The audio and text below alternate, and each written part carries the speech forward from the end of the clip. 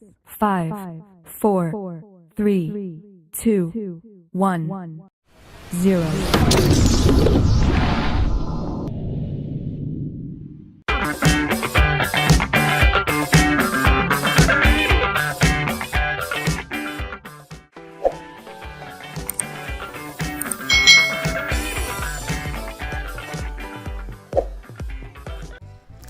Hai, selamat datang di channel YouTube Kak Citra. Apa kabar adik-adik semuanya? Kak Citra berharap kalian dalam keadaan yang baik, sehat, dan siap untuk belajar ya. Hari ini kita akan belajar bersama-sama untuk mata pelajaran tematik kelas 5. Kita akan belajar di tema 2, udara bersih bagi kesehatan. Subtema 3, pentingnya udara bersih bagi pernapasan. Pembelajaran yang pertama. Mari adik-adik yang hebat, kita belajar dengan penuh semangat. Adik-adik yang hebat, coba perhatikan gambar berikut ini. Suatu hari menjelang sore, langit tampak gelap. Mendung gelap menggantung di langit. Tiba-tiba secercah kilat menyambar dan terdengar suara petir yang menggelegar. Kemudian hujan turun dan air tercurah deras dari langit.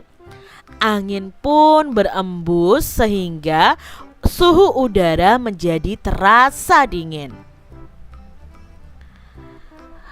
Jika kamu berada di dalam suasana seperti itu, apa yang akan kamu lakukan adik-adik? Nah, tentunya kalian akan tinggal di dalam rumah saja ya. Apakah kamu akan tinggal di dalam rumah? Iya, tentunya. Memakai baju tebal? Pastinya karena cuacanya dingin ya adik-adik. Dan minum teh hangat? Iya, kalau cuaca dingin berarti kita itu lebih enak minum minuman yang hangat. Atau sebaliknya, apakah kamu lebih suka keluar dan bermain hujan-hujanan? Tentunya tidak ya adik-adik ya, karena itu akan membuat kita sakit. Adik-adik, menurutmu apakah bermain hujan-hujanan dapat menyebabkan sakit? Mengapa? Dan jelaskan nih jawabanmu. Nah, di sini bermain hujan-hujanan itu dapat menyebabkan kita sakit karena tubuh yang kekurangan daya tahan yang disebabkan oleh air hujan itu akan masuk ke dalam tubuh kita, rasa dinginnya. Nah, merasakan kedinginan dan kita juga akan bisa kena penyakit yaitu demam, bisa juga batuk, pilek. Nah, makanya ketika hujan jangan kalian hujan-hujanan atau bermain di luar rumah. Adik-adik yang hebat, kita tentu selalu menjaga kesehatan tubuh kita, termasuk kesehatan organ pernapasan. Namun seringkali loh faktor lingkungan itu sangat besar memengaruhi kesehatan kita. Seperti yang terjadi pada tahun 2015, bencana kabut asap melanda sebagian wilayah Indonesia, terutama itu di Pulau Sumatera dan Kalimantan. Nah, mari kita baca bacaan berikut ini yang menyajikan bahaya kabut asap bagi kesehatan manusia. 9 bahaya kabut asap dan cara mengatasinya. Nah, perhatikan gambar ini adik-adik ya. Ini adalah kabut asap yang terjadi ya karena adanya pembakaran hutan adik-adik. Nah, kebakaran lahan dan hutan telah menjadi bencana kabut asap. Pemerintah sudah berusaha mematikan titik-titik kebakaran, tetapi hasilnya kabut asap masih ada. Apa saja bahaya kabut asap kebakaran dan apa yang harus kita lakukan apabila di daerah kita terkena kabut asap? Berdasarkan pantauan indeks pencemaran udara di Jambi, Palembang, dan Palangkaraya sudah sangat tinggi atau tidak sehat. Nah, ini adalah gambar papan indeks pencemaran udara adik-adik. Kalau sudah sampai di level hitam ini, artinya udara di sekitar kita itu berbahaya. Nah, kalau merah itu sangat tidak sehat, kuning tidak sehat, kalau yang biru itu sedang, yang hijau itu baik. Nah, tidak sehatnya karena apa? Asap kebakaran hutan dan lahan itu menyebabkan debu dan partikel halus hasil kebakaran seperti jelaga. Nah, itu kalau kita hirup berbahaya adik-adik. Saking halusnya, partikel ini akan dengan mudah terisap dan mengotori sistem pernapasan kita.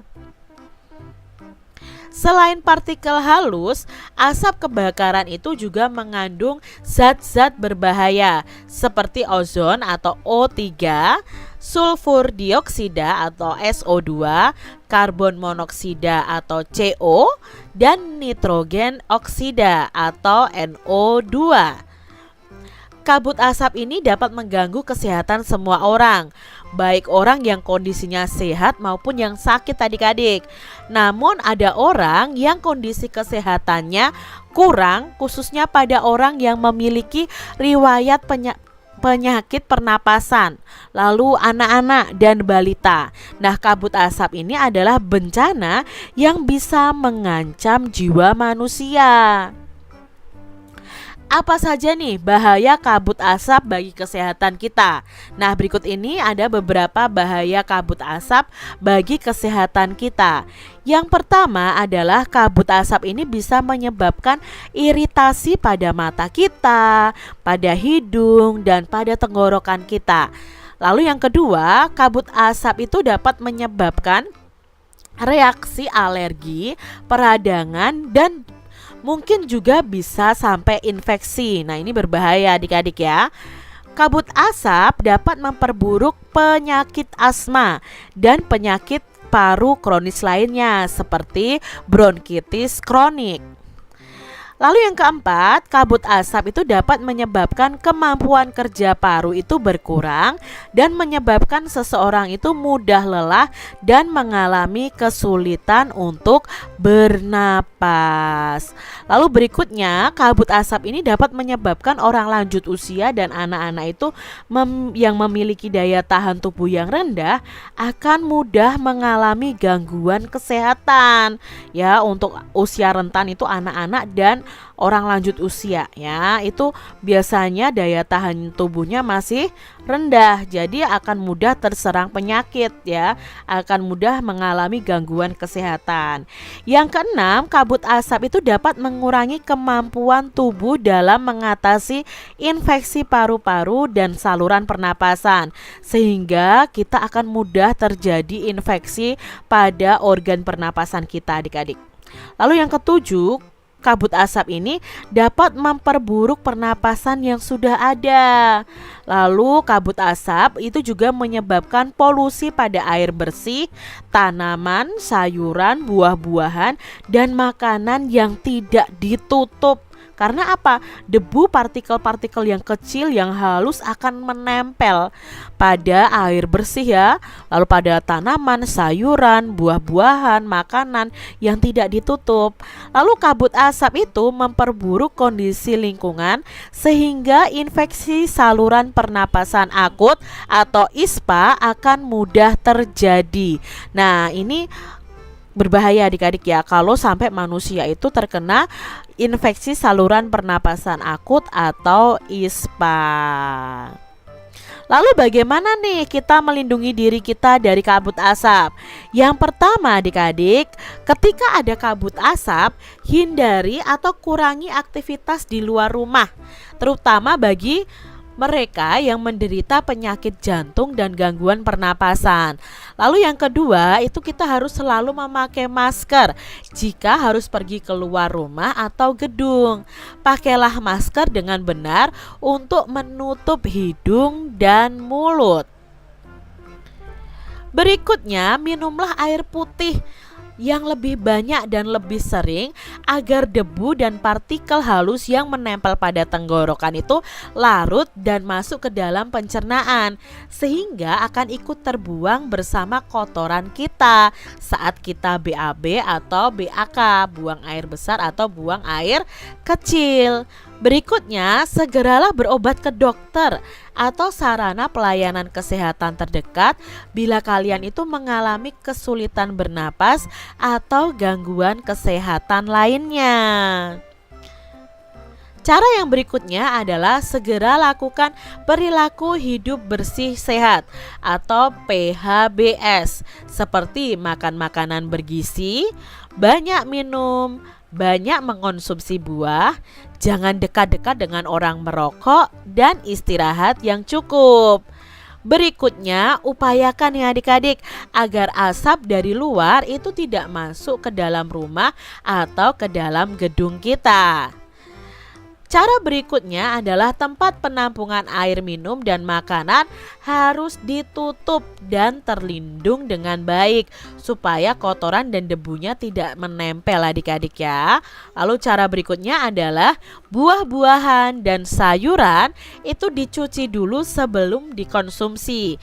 Nah, bahan makanan dan minuman yang dimasak perlu dimasak dengan baik.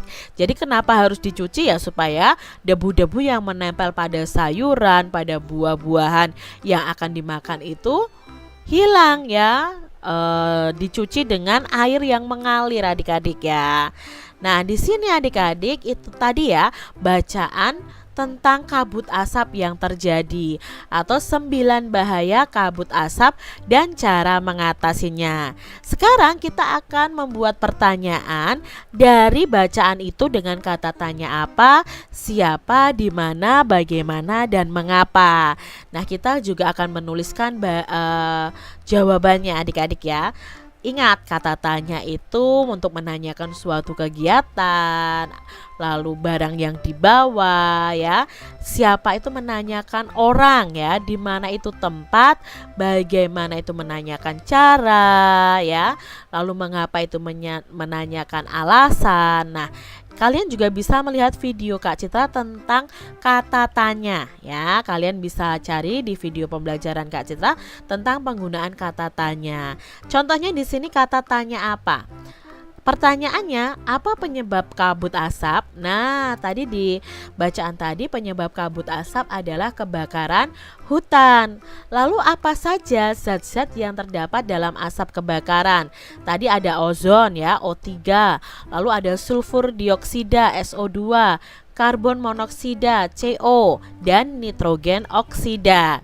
Lalu apa tindakan yang sudah dilakukan pemerintah untuk mengatasi kebakaran? Nah, tindakan yang sudah dilakukan pemerintah adalah dengan mematikan titik-titik kebakaran tadi. Nah, kalian bisa tambahkan nih, membuat kalimat pertanyaan dengan kata tanya apa dan kalian tuliskan jawabannya berdasarkan bacaan tadi. Lalu ada kata tanya di mana. Nah, contohnya di mana indeks pencemaran udara sudah sangat tinggi atau tidak sehat. Di mana tadi? Oh, di kota Jambi, Palembang, dan Palangkaraya. Di mana kita harus memakai masker? Nah, kita harus selalu memakai masker saat kita berada di luar rumah atau di luar gedung. Di mana kita harus menghindari atau mengurangi aktivitas.